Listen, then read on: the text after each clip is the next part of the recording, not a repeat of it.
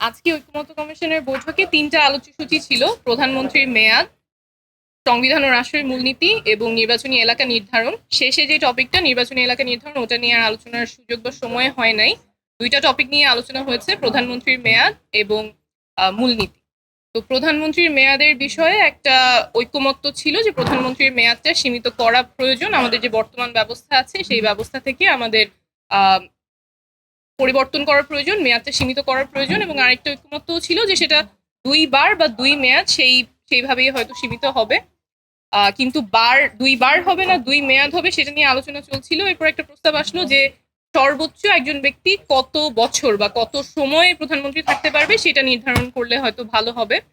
তখন একটা ব্রেক নিয়ে সবাই নিজেদের মধ্যে আলোচনা করে একটা জায়গায় অনেকেই চলে আসছিল যে হয়তো সর্বোচ্চ ১০ বছর প্রধানমন্ত্রী একজন হতে পারবে, এই সীমানাটা নির্ধারণ করা যেতে পারে।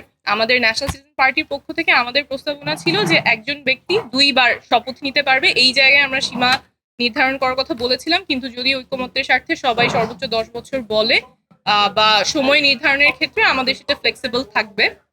কিন্তু এরপরে আলোচনা আসলো যে আসলে প্রধানমন্ত্রীর মেয়াদ যদি সীমিত করতে হয় তাহলে তার পাশাপাশি আপার হাউস, পিআর এবং এনসিসি এইগুলো আলোচনা করতে হবে।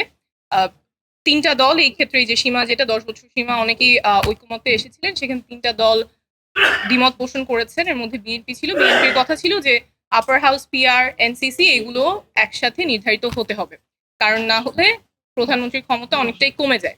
তো এই ক্ষেত্রে আমাদের পজিশন হচ্ছে যে এনসিসি বা সাংবিধানিক পদগুলোতে নিয়োগের ক্ষেত্রে আমরা তো সবসময়ই চাইবো যে নির্বাচন কমিশনের মতো কোনো প্রতিষ্ঠান পক্ষপাতমূলক আচরণ করবে না, তাদের নিয়োগটা হবে একদম নিরপেক্ষভাবে। তো সেই ক্ষেত্রে আসলে যেই সাংবিধানিক প্রতিষ্ঠানগুলো প্রধানমন্ত্রী বা এক্সিকিউটিভকে অ্যাকাউন্টেবল করার কথা, তাদের নিয়োগের ক্ষেত্রে তো প্রধানমন্ত্রীর যদি হাত না থাকে সেক্ষেত্রে ক্ষমতাটা কমে না, বরং ওই জায়গার ওই জুরিসডিকশনটা থাকারই কথা না। কারণ যেই প্রতিষ্ঠানগুলো এক্সিকিউটিভকে অ্যাকাউন্টেবল করবে, এক্সিকিউটিভ ক্যানট দেন রিক্রুট।